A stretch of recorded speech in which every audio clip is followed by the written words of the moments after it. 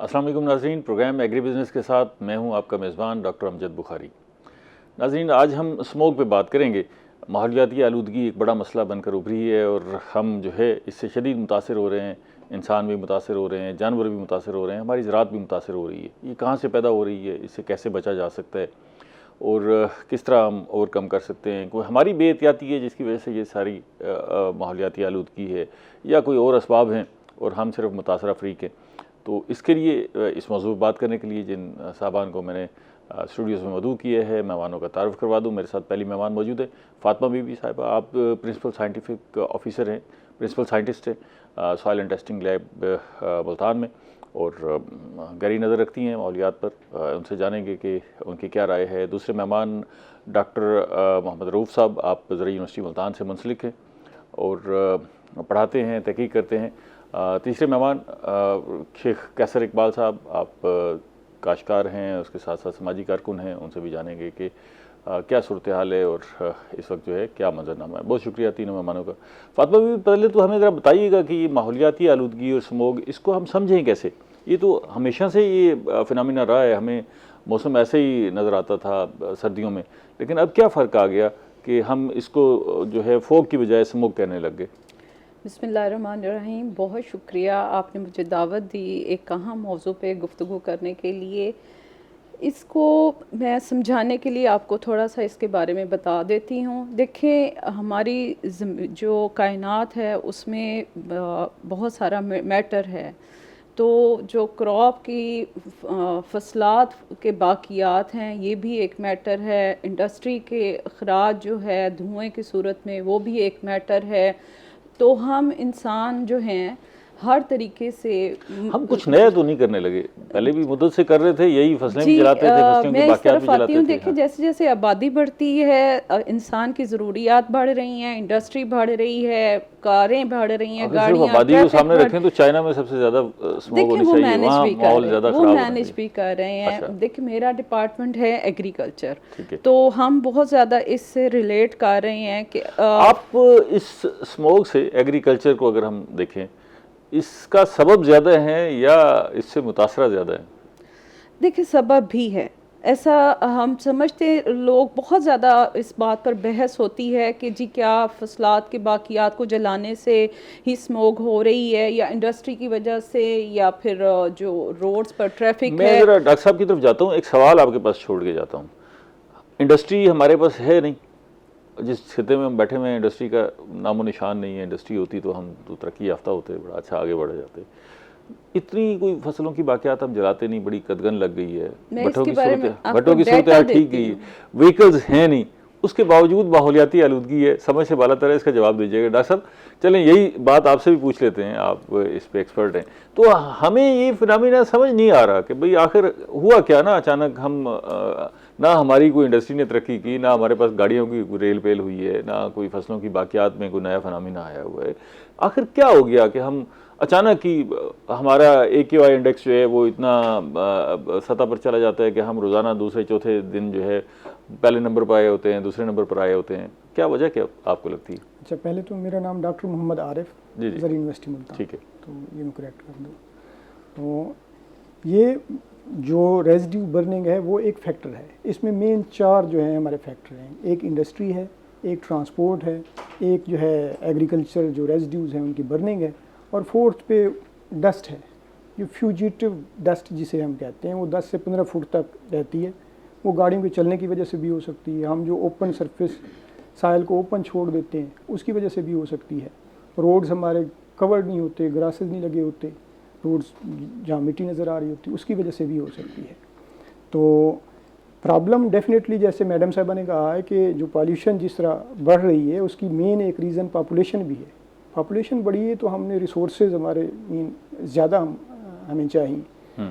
तो बर्निंग का एक ना सिर्फ पाकिस्तान में ये इशू है, इस मीन टाइम में इंडिया में भी बर्निंग हो रही होती है। रेजिड्यू की, स्टबल्स की बर्निंग हो रही होती है। तो विंड्स इस सीज़न में वो भी फेवर कर रही होती हैं कि उनके जो भी पर्टिकुलेट मैटर है तो वो इस तरफ आ रहा होता है।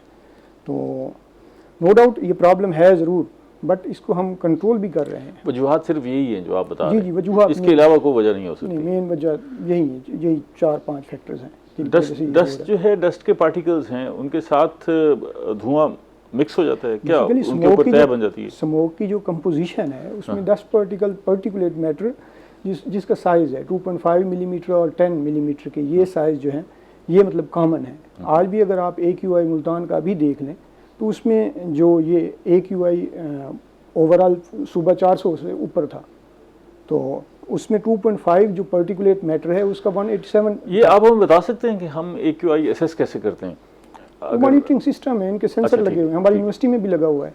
तो ये जो इन्वायरमेंटल प्रोटेक्शन डिपार्टमेंट है, उसके एजेंसी है, पैरामीटर्स कुछ अगर आप उसमें आप हमें बता सकते हैं जी, पैरामीटर्स क्या हैं? उसमें ये पार्टिकुलेट मैटर होता है, नाइट्रोजन के ऑक्साइड्स होते हैं, सल्फर के ऑक्साइड्स होते हैं, कुछ वोलेटाइल ऑर्गेनिक कंपाउंड्स होते हैं। तो ये सारी चीज़ें मिल मिला के ये स्मोक बनता है, डस्ट पार्टिकल्स होते हैं। ठीक है, तो ये सारी उसकी कंपोजिशन है। ठीक है। कैसा, आप तो सिर्फ मुतासरा फ्री की है जी बिल्कुल है। या कोई इसमें हिस्सा भी डाल रहे हैं स्मोक? नहीं, हम बिल्कुल इसमें काश्तकार कोई नो डाउट है कि अपना हिस्सा डाल रहे हैं। वो इस तरह कि काश्तकार अपनी फसलात का जो बाक़ियात है उसको जलाते हैं। उस जलाने की सूरत में हम लोग धुआं जो है वो फ़िज़ा में छोड़ रहे हैं। उस धुएं की वजह से फिर ये स्मोक जो है ना आम हो रही है। इसके सद्देबाब के लिए हम सबको मिलकर काम करना होगा। माहौलियाती आलूदगी की 3 इक़साम है सर। नंबर 1 ज़मीनी आलूदगी है, नंबर 2 फ़िज़ाई आलूदगी है, नंबर 3 आबी आलूदगी है।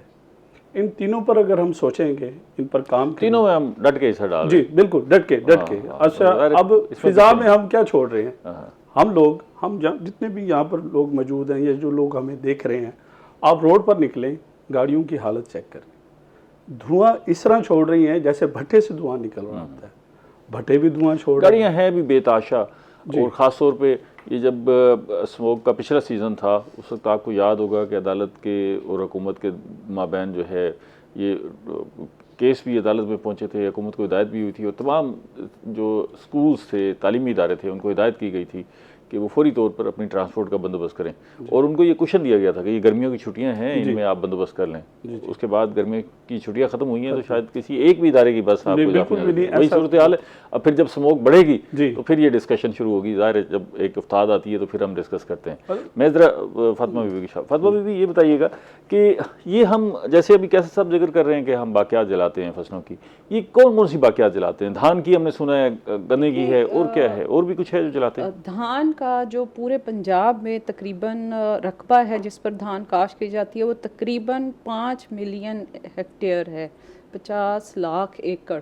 तो उसमें से 12.5 मिलियन एकड़ रकबा जो है वो उस पर तो 100% सेंट्रल पंजाब में बर्निंग की जाती है, इसलिए कि भी जल्दी हमारा इस राइस ट्रबल से जान छूट जाए।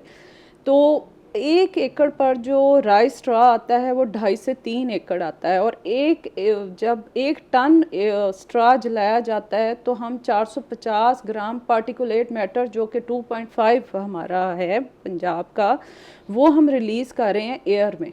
तो आप इसका एक बड़ा सबब जो है ये धान की जो बाक़ियात है उनको आग लगाना है। तो ये बजाते खुद अगर हम आग लगाते हैं तो इसका मतलब ये है कि ईंधन, बिल्कुल ईंधन को हम ज़ाय करते हैं। इसमें मैं आपको टेक्निकल चीज़ें बताना चाहूँगी ताकि किसान इन चीज़ों को समझे और इसकी नुकसानात और इस रबल के बाक़ियात के ज़मीन में महफूज करने के फ़वाइद को भी जान सके।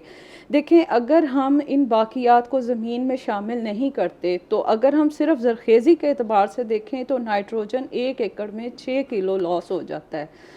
फॉस्फोरस जो कि पौधे को मुहैया थी, दस्तयाब होनी थी, वहाँ से वो तकरीबन 4 से 5 किलो ज़ाया हो जाती है। और पोटाश, देखिए खादें कितनी महंगी हैं। कैसे हो जाती है? ज़ाया इस तरह से हो जाती है कि जैसे ही बर्निंग करते हैं हम तो जो अपर 5 सेंटीमीटर लेयर है ना सॉइल की, वहाँ से हम कार्बन का लॉस करते हैं। 1 एकड़ से 450 किलो हम कार्बन लूज करा देते हैं। अच्छा, वो तो मतलब लॉस अलग है जो ईंधन हम ज़ाया कर रहे हैं, हमने अपनी ज़मीन की हैयत भी बदल दी उसको। ये ज़मीन की एक्चुअली ज़रखेज़ी के ज़ाया कर रहे हैं। एक वक्फा मज़ीद बात करते हैं। नाज़रीन हमारे साथ रहिएगा, मिलते हैं एक छोटी सी ब्रेक के बाद। वेलकम बैक नाज़रीन, हम बात कर रहे हैं माहौलियाती आलूदगी पर और एक्सपर्ट्स हमारे साथ मौजूद हैं जो आपको बता रहे हैं कि इसका असबाब क्या है, इससे बचा कैसे जा सकता है और क्या एहतियाती तदाबीर हैं जो आपको करनी चाहिए उस पर भी डिस्कस करेंगे। फातिमा बीवी, आप बता रही थी कि ये हम जब बर्निंग करते हैं, जो भी फसल की बाकियात को जलाते हैं, ना सिर्फ हम ईंधन ज़ाय कर देते हैं बल्कि उसमें जो न्यूट्रिशन है वो जो जिसको हम जला देते हैं वो भी ज़ाय कर देते हैं। तीसरा, हम अपनी ज़मीन की हैयत भी बदल देते हैं, उसके अंदर जो सलाहियत है, फर्टिलिटी है, उसको भी कम कर देते हैं। जी देखें, किसान ने तो ज़मीन जो है ज़िम्मेदारा करके ज़्यादा पैदावार हासिल करना उसका मकसद है। जैसे ही हम ज़मीन की ज़रख़ेज़ी कम कर लेंगे तो हम अपनी फसल की पैदावार कम कर लेंगे। देखें, हम गंदम में भी ये चीज़ महसूस करते हैं कि हमारी इंडिया की निस्बत पर एकड़ पैदावार कम है। इसी तरह चावल में और बहुत सारी और जो फील्ड ये पैदावार हम दुनिया से बहुत पीछे खड़े हुए हैं। हम दुनिया इसमें से एक बहुत सबब आप पीछे ये कहती हैं कि हमारी जो ज़मीन है उसकी ज़रख़ेज़ी कैफियत इतनी है। अहम चीज़ है। देखिए, किसान को जब हम ये कहेंगे कि स्मोक कॉज करेगा, बाकियात को बर्न करने से, जलाने से आप माहौल को आलूदा करते हैं, तो उसको बात समझ नहीं आएगी। अगर हम उसको ये बताएंगे कि वो जो अपना एसेट, देखिए ये डराने की बात नहीं है, डराने की बात है क्यों नहीं, अल्लाह ने भी जन्नत और जहन्नम दोनों साथ साथ एसेट रखे हैं। अपना हम ज़ाया कर रहे हैं। अपने एसेट को हम जब तक महफूज नहीं रखेंगे तो हम उससे क्या हासिल करेंगे? हमारा मकसद तो अपने एसेट की हिफाजत है। ठीक है। तो उसको हिफाजत के लिए उसको चाहिए कि उन बाकियात को मिक्स करे। अब तो एग्रीकल्चर डिपार्टमेंट ने बहुत अच्छी इसमें प्रोग्राम्स भी दे दिए हैं, मशीनरी दे दी है। प्रोग्राम भी पूछते हैं, मैं डॉक्टर साहब को शामिल करूँ। डॉक्टर साहब, ये फातिमा भी कह रही हैं कि वो अपनी जो बाकियात हैं, फसल की बाकियात हैं, उनको ज़मीन में मिक्स करे, मीन्स रोटावेट कर दे उसको। तो आखिर ये सब कुछ काश्तकार को पता नहीं है कि वो नहीं करता, या उसके पास टाइम नहीं है, रिसोर्सेज नहीं है? आपके ख्याल में वजह क्या बन रही है कि हम भी बता रहे हैं, उसको खुद भी महकमे भी बता रहे होंगे, लेकिन उसके बावजूद वो करने के लिए तैयार नहीं है? टू सम एक्सटेंट जो है उसको अवेयरनेस भी नहीं है। सारे फार्मर्स को इस चीज़ की अवेयरनेस नहीं है कि इसको हम कैसे मैनेज कर सकते हैं। कि समटाइम हम कह रहे हैं कि उसको स्टबल्स को आप इनकॉर्पोरेट कर दें, तो कुछ ऐसी मेन रेजिड्यूज़ हैं जिनको हम इनकॉर्पोरेट भी नहीं कर सकते, जैसे कॉटन के रेजिड्यूज़ हैं। हाँ। अगर वो स्टिक्स हम रखेंगे तो पंजाब गवर्नमेंट की एक दफ़ा एडवाइजरी आई थी कि इसको आपने रेजिड्यूज़ को रखना नहीं है, कि उस पर पिंक जो बॉल बर्म है उसका अटैक हो जाता है, उसका साइकिल जो रिपीट हो जाता है। तो उसके लिए हमारे पास डिफरेंट मतलब टेक्नोलॉजीज़ हैं। स्पेशली जैसे मैडम साहबा ने कहा है कि कार्बन जो है वो हमारा लॉस हो रहा है, तो कार्बन को हमने इंक्रीज़ करना है। हमारा organic matter already Pakistani size में लेस देन 1% है। अगर वो जलने के बाद अगर वो ज़मीन में शामिल होता है, फिर भी उस पर कार्बन तो शामिल होगा ही ना? नहीं, जलना और चीज़ है। जलने में नहीं, उसमें इस तरह से होता है कि जब जलने का अमल होता है तो उसमें कार्बन मोनोऑक्साइड की फॉर्म में उड़ जाता है। इसी तरह बुखारात की सूरत में और जो बर्न हो जाता है तो कार्बन एक्चुअली टॉप 5 सेंटीमीटर का तो आपने लूज कर दिया, माइक्रोबियल एक्टिविटी ख़त्म कर दी।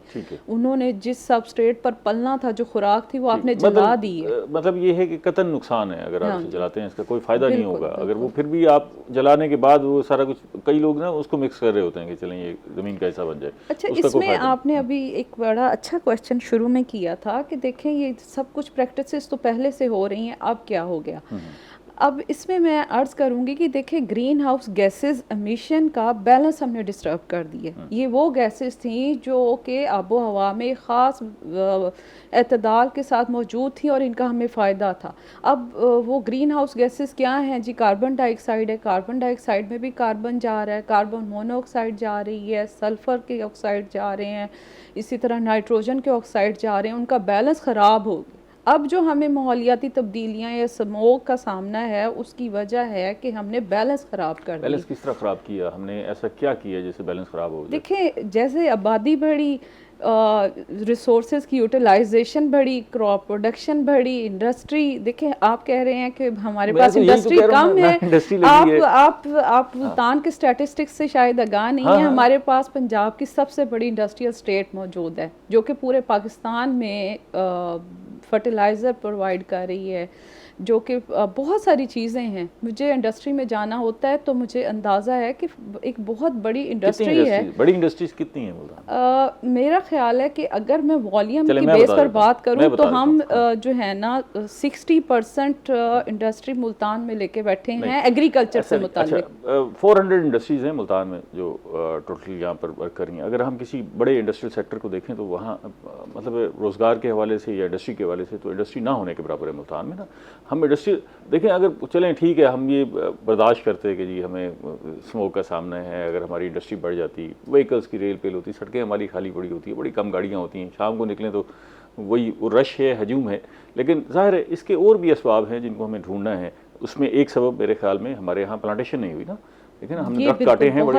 इस पर बात करते हैं, मैं ज़रा शेख साहब को शामिल कर लूँ। शेख साहब बड़े वहाँ से बेचैन बैठे हुए, कुछ कहना भी चाहते हैं। शेख साहब ये बताइएगा, पहले मुझे एक सवाल का जवाब दीजिए, मैंने डॉक्टर साहब से पूछा था कि ये इसका जवाब आप बेहतर दे सकते हैं कि हमारे काश्तकार को क्या ये पता नहीं है जो ये सारा कुछ कर रहे हैं, अपना हिस्सा डाल रहे हैं आलूदगी बढ़ाने में, या वो ज़िद्दी है कि नहीं जी मैंने तो करना ही करना है, आप जितना मर्जी मना कर लें, या कोई और वजूहात है, वसाइल का मसला है? उसमें मैं ये समझता हूँ कि अभी मौजूदा हालात में जो हमारे इदारे हैं ना सर, उनको एक्टिव होना पड़ेगा।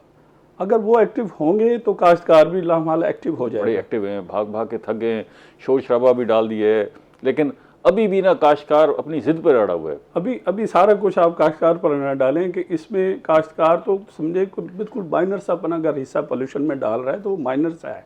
अगर आप भट्टों को देख लें, गाड़ियों को देख लें, फैक्ट्रियों के धुओं को देख लें, केमिकल्स जो हम इस्तेमाल कर रहे हैं, जैसे मैडम ने कहा कि हम जो केमिकल इस्तेमाल हो रहा है पाकिस्तान में इस वक्त सबसे ज़्यादा ज़रूरी अद्वियात का इस्तेमाल हो रहा है, जिसकी वजह से आपकी मेरी सेहत में बहुत ज़्यादा नुकसान हो रहा है। अच्छा, आप सजेस्ट क्या करते हैं? मतलब आप कह रहे हैं कि हमें काश्तकार को ये अवेयर करना है, बताना है, किस तरह बताया जाए उसको जिससे वो समझ आ जाए? कि ये महकमे हैं, मौजूद हैं, इदारे मौजूद हैं, ये जाएं काश्तकार के पास, सेमिनार्स करें। बल्कि मैं तो ये कहता हूँ कि हमें अपने कोर्स में शामिल करनी चाहिए ये चीज़ें। हमें नौजवानों को माहौलियाती आलूदगी के हवाले से जो कंट्रोल है, ये अच्छी तजवीज़ है, उसको कोर्स में शामिल होना चाहिए और बुनियादी तालीम में उसको उसका हिस्सा होना चाहिए कि आप कैसे इसे कंट्रोल कर सकते हैं। फातिमा बीवी, ये अभी इन्होंने सारा जोर आप पर दिया, महकमों पर दिया कि जी उनको फोकस करना चाहिए। क्या गवर्नमेंट ऑफ पंजाब क्या कर रही है? कोई डंडा लेके ठीक करने की कोशिश कर रही है, कोई तरगीबात दे रही है? दोनों तरफ सुना है कि भी काम हो रहा है, तो क्या हो क्या रहा है? जो माहौलियाती आलूदगी या स्मोक से रेलिवेंट 3 डिपार्टमेंट हैं जो इकट्ठे वर्क करेंगे तो कोई आउटपुट नज़र आएगा। उसमें एक है एग्रीकल्चर डिपार्टमेंट, एक एनवायरनमेंट डिपार्टमेंट है और एक क्लाइमेट चेंज डिपार्टमेंट है। तो हमारी जो मिनिस्टर साहिबा हैं मैडम सिल्वत सईद साहिबा, उन्होंने बड़े अच्छे इनिशिएटिव्स लिए हैं, जो कि देखिए सबसे पहले उन्होंने स्टडी किया कि हम किस तरह की पोल्यूशन का शिकार हैं। हमारा 2.5 पार्टिकुलेट मैटर है जो कि अपर पंजाब में कुछ स्टडीज़ की गई। अच्छा, इसके अलावा फिर उन्होंने स्मोक गन्स देखें इंट्रोड्यूस करवाई हैं जो लाहौर में तजर्बा किया गया। अब महकमा क्या कर रहा है? ज़राअत का महकमा के ज़िम्मे है कि वो फार्मर्स को डिमॉन्स्ट्रेशन प्लॉट्स लगाएगा, और ऐसी स्टडीज़ भी हैं, खानेवाल में स्टडीज़ की गई हैं जहाँ पर हमने देखा है कि अगर हमने ऑल्टरनेट मेथड यूज़ किया है तो उससे कितना स्मोक हम कितना AQI कम कर सके हैं। इसमें डाटा भी मौजूद है। और इसमें अब महकमा ज़राअत एक्सटेंशन डिपार्टमेंट जो है वो फार्मर्स को जाके डिमॉन्स्ट्रेशन प्लॉट्स पे या फार्मर फील्ड स्कूल्स में आगाह करता है ताकि किसान को अंदाज़ा हो कि वो कितना कीमती कार्बन ये जलाने से रोकने के लिए जो इक़दाम किए जा रहे हैं, बाक़ियात जलाने से रोकने के लिए, एक तो ये है कि ना हम दफ़ा 144 लगा देते हैं, लोगों को मना करते हैं कि जी पकड़ दकड़ होगी। दूसरा कोई तरगीबात भी दे रही हैं कि अगर नहीं जलाएंगे तो आपको जो है जी बिल्कुल। इस सिलसिले में भी एग्रीकल्चर डिपार्टमेंट के बड़े अच्छे इनिशिएटिव्स हैं। गवर्नमेंट ऑफ पंजाब ने कुछ सब्सिडीज़ दी हैं, कुछ मशीनरी इंट्रोड्यूस कराई है। देखें इसका क्या हाल है, जलाएंगे नहीं तो क्या करेंगे? वो हाल ये है कि देखें आगे है गंदम की क्रॉप। सबसे ज़्यादा जो हमारे यहाँ पंजाब में ट्रेंड है वो राइस की बाक़ियात जलाने का है। तो फार्मर को जल्दी से अगली क्रॉप पे जाना होता है, उसके पास टाइम कम होता है, फिर उसके पास एक दफ़ा उसको रोटावेट करके अगली फसल की ड्रिल चलाने के लिए फ्यूल की कॉस्ट बढ़ जाती है। तो मैं ज़रा एक वक्फा ले लूँ, उसके बाद मज़ीद बात करते हैं। वैसे ये जो धान की बाक़ियात जलाते हैं ना, वो जल्दी भी बड़ी अच्छी है। मज़ीद बात करते हैं ना, हमारे साथ रहिएगा। मिलते हैं एक छोटी सी ब्रेक के बाद।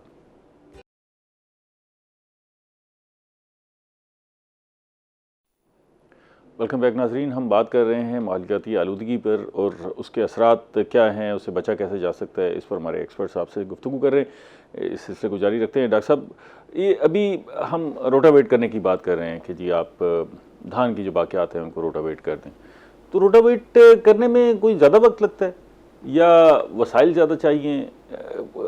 किसान की इस हवाले से रेजिस्टेंस क्यों आती है?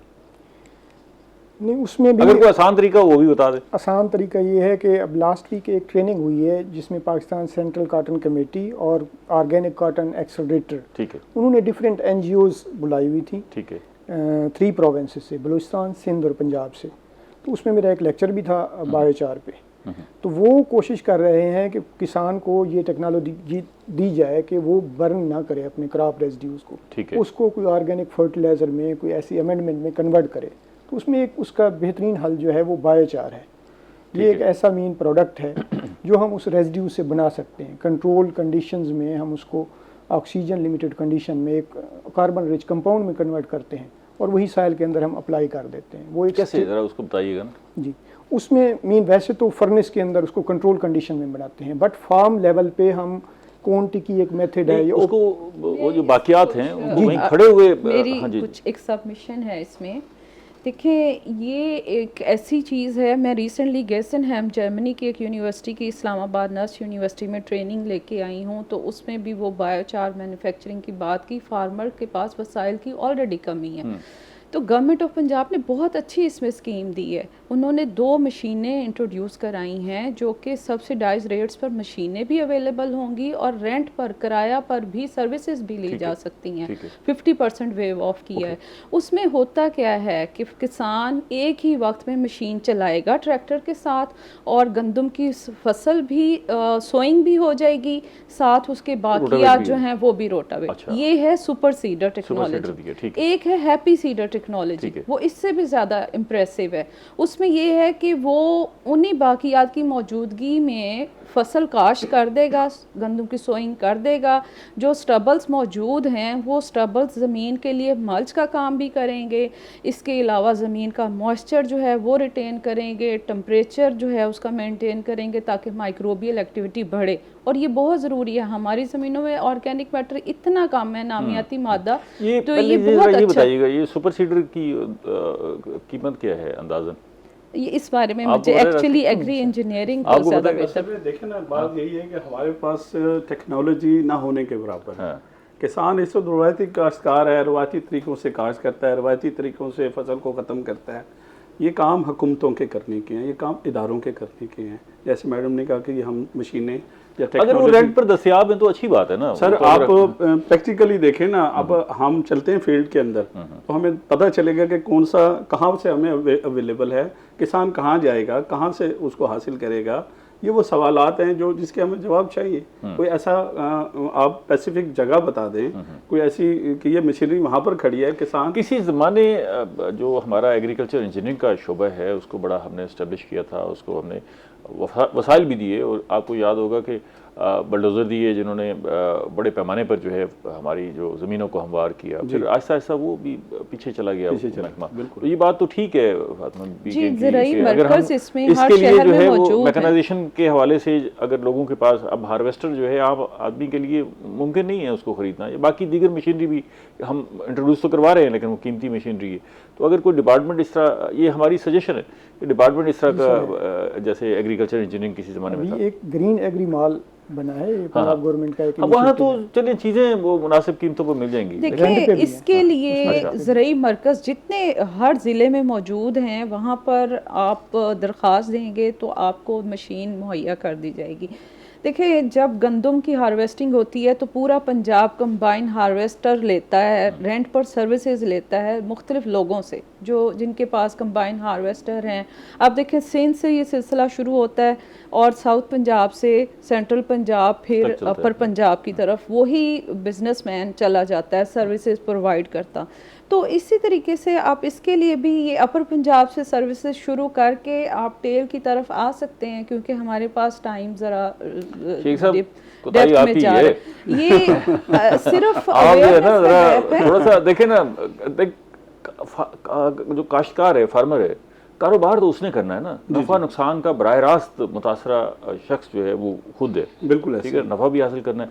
अच्छा, अब मॉडर्नाइजेशन दुनिया में हो रही है, हम तो देखते हैं छोटे छोटे वो डॉक्यूमेंट्रीज देखे ना जी, वो वालनट की, पीनट की, छोटी छोटी जो ड्राई फ्रूट्स है उनकी जो फार्मिंग हो रही है वो कमाल हो रही है और ऐसी मशीनरी इस्तेमाल हो रही होती है और हमारा काश्तकार आज भी कहीं ना कहीं हल चलाता हुआ नजर आ जाएगा। बिल्कुल ऐसे ही है सर। उसकी अब मैं वह बात फिर आकर वही ख़त्म होती है कि वहाँ के इदारे और वहाँ की हुकूमतें अपने काश्तकार को सपोर्ट करती हैं, अपने काश्तकार के साथ हर चीज़ हुकूमत नहीं करती शेख साहब। नहीं देखिए, हम हर मामले में ना हुकूमत की तरफ देखते हैं और हमें आदी कर दिया है कि जी सब्सिडी देंगे तो हम आगे चलेंगे। हर मसले में हम सब्सिडी ढूंढते हैं। देखें इन्वेस्टर भी तो है ना, बाकी शोबों में तो इन्वेस्टमेंट करता है, स्टॉक एक्सचेंज में भी लगाता है, बाकी रियल एस्टेट में भी लगाता है, तो वो मैकेनाइजेशन में क्यों नहीं लगाता? वो उसकी मशीनरी किराए पर जानी है, क्यों डॉक्टर साहब? कोई इसका सबब आपने सोचा कि भी पॉलिसी में एग्रीकल्चर पॉलिसी स्मोक कंट्रोल के लिए 24-25 को आप पढ़ें। एक्चुअली हमारे यहाँ एक तो ट्रेंड ये है कि हम ना पढ़ते नहीं हैं। हम मालूमात हासिल करने के लिए देखिए इंटरनेट हर बंदा यूज करता है, मोबाइल एंड्रॉइड यूज को कर अगर रहे हैं। आप कहेंगे कि जो पढ़ता नहीं है तो जाहिर है वो काश्तकारी नहीं, करता है। देखें 3 करोड़ बच्चा हमारा स्कूलों से बाहर है, 3 करोड़ बच्चा स्कूलों से बाहर है, उसने जब वो पढ़ना लिखना सीखेगा। 70% आबादी देहातों में रहती है और उसमें जितने लोग हैं वो अनपढ़ हैं ज़्यादा। उनको पढ़ाना है तो फिर 90% लोग टिकटॉक पे हैं। तो अगर वो टिकटॉक पे हैं तो एग्रीकल्चर डिपार्टमेंट की हेल्पलाइन पे जा सकते हैं, वेबसाइट पे जा सकते हैं, उनके आधे मसले वहाँ से उन्हें रीच पता चल जाएगी कि क्या प्रोग्राम है, आउटरीच प्रोग्राम क्या है, उनके मसले से मुतालिक क्या चीज़ है, प्रैक्टिकल करके दिखाया गया है, उससे तो लर्न कर सकते हैं ना। ये देखें ना, अगर आप इसको आसान हल निकालें कि जो किसान तंजीमें हैं ना सर, जो किसान तंजीमें, उनका डायरेक्ट ताल्लुक एक किसान के साथ है, काश्तकार के साथ है। इदारों को चाहिए कि उनको अपने साथ बिठाकर कोई ऐसा मैकेनिज्म बना कर दें, उनको कोई ऐसा एजुकेट करें। उनको भी करते हैं लेकिन शायद ज़्यादा फैलाव उसका बढ़ाना चाहिए। डॉक्टर साहब आपसे मैं जानना चाहूँगा कि अब ज़रा आगे चलते हैं कि माहौलियाती आलूदगी तो हो गई, इससे हमारी जो फसलें हैं वो भी मुतासर होती हैं। हम जो क्रॉप अभी जैसे हम गंदम काश्त करेंगे तो वैसे तो हम देखते हैं कि जो सड़कों के किनारे फसलें लगी होती हैं उन पर उनकी हैयत में, उनकी ग्रीनरी में और जो दूर हैं उनमें फ़र्क होता है। मिट्टी की तय जमी होती है और ऑयल सा फील होता है। तो ये जो आलूदगी है हमारी फसलों को मुतासर करती है। डेफिनेटली करती है सर। स्मोक को देख लें, स्मोक में आपकी जो लाइट पेनिट्रेशन है, जो लाइट प्लांट्स जो हैं लाइट की प्रेजेंस में अपनी खुराक जो है वो बनाते हैं। अगर उन तक प्रॉपर लाइट ही नहीं पहुंच रही तो वो अपना जो फोटोसिंथेसिस मुतासर वो डेफिनेटली मुतासर ग्रोथ मुतासर। जिस तरह आप कह रहे हैं कि उन पे डस्ट अगर जम जाती है तो वो स्टोमेटा होते हैं जिसमें आपके जो एयर है वो पैसेज उनसे होता है। तो वो अगर क्लोज हो जाएंगे तो अगेन मतलब फोटोसिंथेसिस जो है उनकी रुक जाएगी, तो मुतासर होंगे। या कुछ एसिड रेन की फॉर्म में अगर दोबारा प्लांट्स के ऊपर वही बारिश आती है तो भी वो बर्न हो जाएंगे। तो इससे पॉल्यूटेंट से या स्मोक से डेफिनेटली जो प्लांट्स हैं वो मुतासर होंगे। ठीक है, अब ज़रा आगे चलते हैं कि ये इशू तो हम इससे इतने आगाह हो गए हैं कि इतने मुतासर हो गए, हम आगाह हो गए ना जी, बार बार ज़ाहिर मुतासर हो रहे हैं। लाइफ स्टॉक भी मुतासर हो रहा है, इंसानी सेहत भी मुतासर हो रही है और हमारी फसलें भी मुतासर हो रही हैं, बागात भी मुतासर हो रहे हैं। अब इसका हल क्या है? एक तो ये है कि हमें तो ये नज़र आता है कि घर में पौधा लगा हुआ है, अगर उस पर स्मोक वाली कैफियत है तो उसको छिड़काव करके पानी मार के उसको साफ़ कर लें, साफ़ हो जाएगा। लेकिन बड़े पैमाने पर तो ज़ाहिर है ऐसा मुमकिन नहीं है। हल क्या है? अगर कहीं बहुत ज़्यादा स्मोक के असरात हैं तो उसका करना क्या है? फिर हम आगे चलते हैं कि एक तो शॉर्ट टर्म प्लानिंग है, लॉन्ग टर्म प्लानिंग है, मिड टर्म प्लानिंग है, इन तीनों पर बात करते हैं लेकिन एक वक्फे के बाद। नाज़रीन हमारे साथ रहिएगा, एक छोटी सी ब्रेक के बाद मिलते हैं।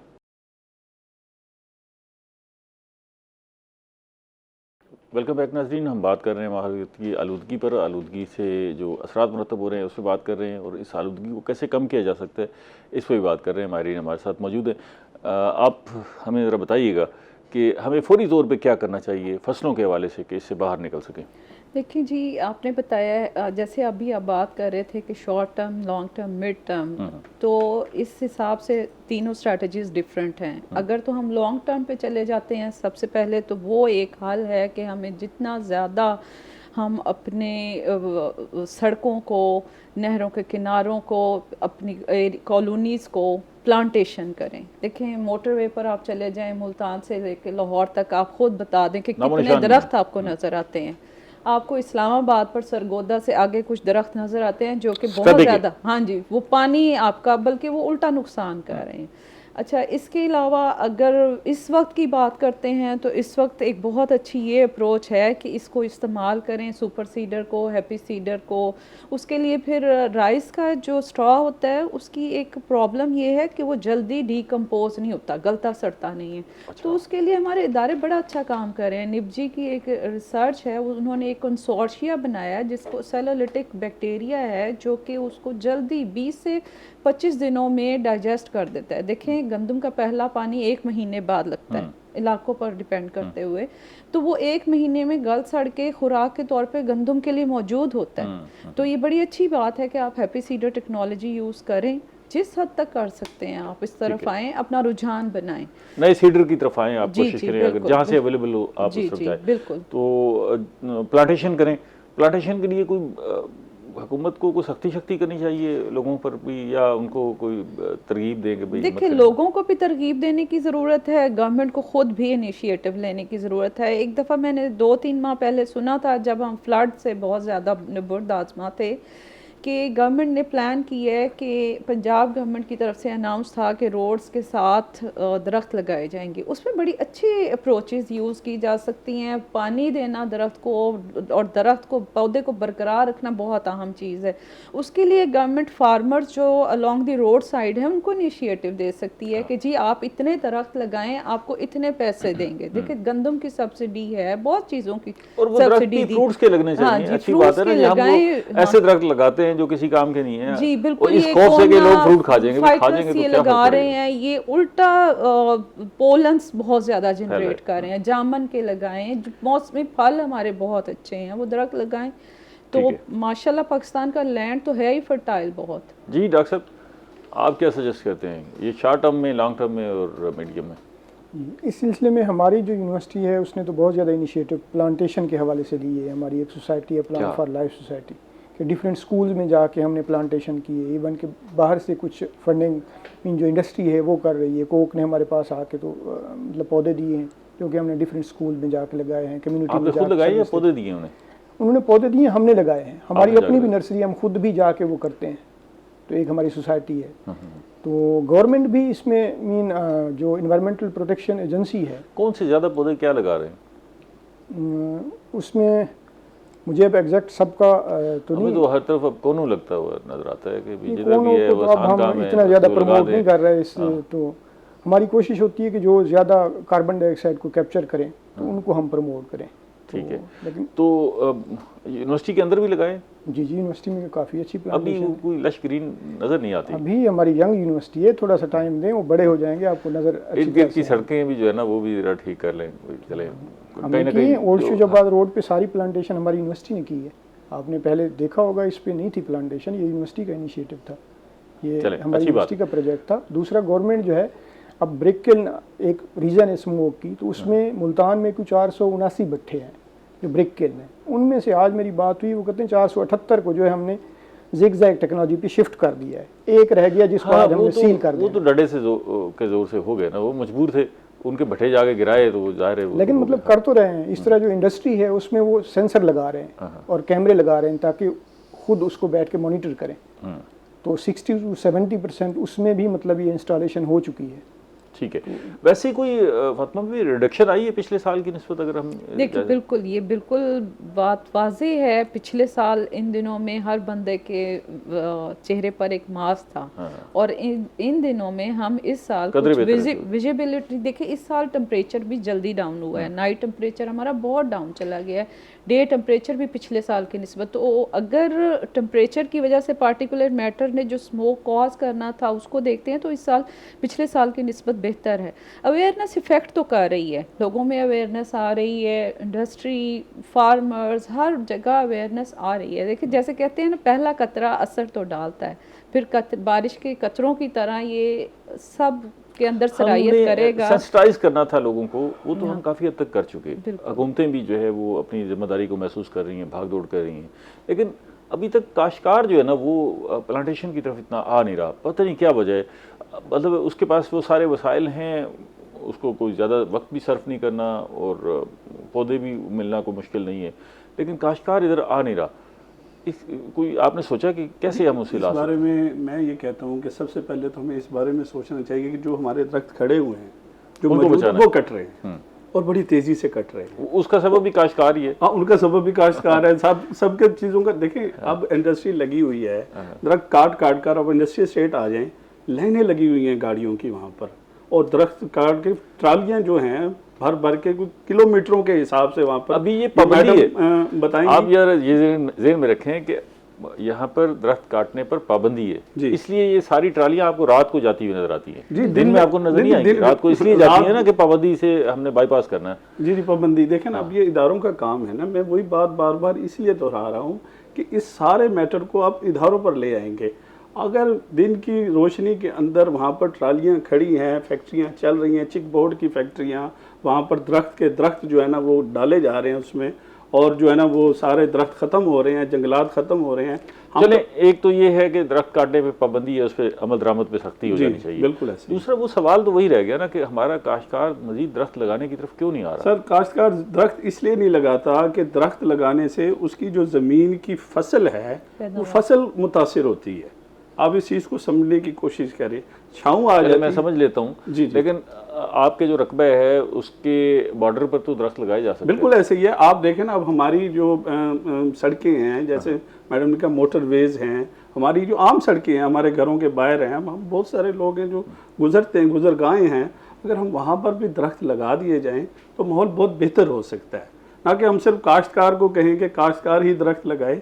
नहीं, हम तो आम आदमी को भी कह रहे हैं, उसके घर के सामने, घर के पास, जहाँ भी जगह है, घर के अंदर जहाँ भी जगह है, दरख्त लगाने चाहिए। बिल्कुल ऐसे। और इसमें कोई तरगीब भी दे दे हुकूमत तो कोई हर्ज नहीं है। हाँ जी, बिल्कुल ऐसे ही है। बिल्कुल जरूरी है, रास्ता ढूंढा जा सकता है जिसके जरिए बिल्कुल देनी चाहिए कि दरख्त को लगाना चाहिए। दरख्त हमारी जिंदगी है। दरख्त से हम जो है ना वो ऑक्सीजन है, कार्बन डाइऑक्साइड है, हर चीज़ हम दरख्त से ही हासिल कर रहे हैं। आप देखें ना, अब मैं आपको छोटी सी मिसाल देता हूँ। आप जहाँ दरख्त लगे होते हैं वहाँ से गुजरे ना, आपको एक बहुत प्यारा सा ठंडक का एहसास होता है। गर्मी के अंदर भी एनवायरनमेंट में बड़ा फर्क पड़ता है, बहुत ज़्यादा टेम्परेचर में फ़र्क पड़ता है। ये दरख्त काटने की वजह से 0.6 टेम्परेचर बढ़ा है। ठीक है डॉक्टर साहब, आप माशाल्लाह वाकिफ भी हैं, पढ़ाते भी हैं, कोई अंदाज़ा है कि इस वक्त हमारे पास जो है वो दरख्तों की शरह क्या है रकबे के एतबार से? हम जो 30 साल पहले पढ़ते रहे वो फिनामिना तो वही रहा। आजकल कोई डाटा शाटा को फ्रेश आया है कि जी हम I am not sure, but हमने इस काम को कैलकुलेट करना ही छोड़ दिया। कैलकुलेट किया पर आ गया ना कि पहले चलो बता देते थे ना कि भाई 2% रकबे पर, 2.5% रकबे पर जो है दरख्त हैं। अब पॉइंट्स में चला गया एक्चुअली, अब पॉइंट्स में चला गया। देखिए गिलगित बल्तिस्तान तो काटे हैं धड़-धड़, हाँ। इतना फ्लड क्यों आया, ये क्लाउड ब्रास्ट क्यों हुए वहाँ पर? अब आप चले जाएं, सूखे खुश्क पहाड़ नज़र आएंगे, दरख्त है ही नहीं। तो ये चीज़ें कंट्रीब्यूट तो हम कर रहे हैं। और दूसरा, अभी मैं एक बात जैसे शेख साहब देखिए जैसे कह रहे थे ना कि उसकी फसल की पैदावार कम हो जाती है। एक कानून का, फितरत का जो निज़ाम है, हमें समझना होगा कि देंगे तो मिलेगा। तो अल्लाह ने एक निज़ाम बनाया, एक दरख्त लगाने से जन्नत में घर मिलता है। एक इकोसिस्टम है, उसको अगर हम बरकरार रखेंगे तो हमारा जो निज़ाम है वो ठीक चलता रहेगा, नहीं तो फिर इस तरह की आफात आती रहेगी। बहुत शुक्रिया आप तीनों मेहमानों का। नाज़रीन, हमने बात की है, आप खुद ख्याल रखें। अगर अपने माहौल को साफ़ सुथरा रखेंगे, अच्छा रखेंगे, दरख्त लगाएंगे, प्लांटेशन होगी तो आपका अपना माहौल अच्छा होगा, ऑक्सीजन भी वाफिर मिक़दार में दस्तयाब होगी। आइंदा आने वाले दिन जो है वो इससे मज़ीद मुश्किल होते जाएंगे, इसलिए इसके हवाले से आप कॉन्शियस रहें। अगले प्रोग्राम तक इजाज़त दीजिए। अल्लाह के बाद।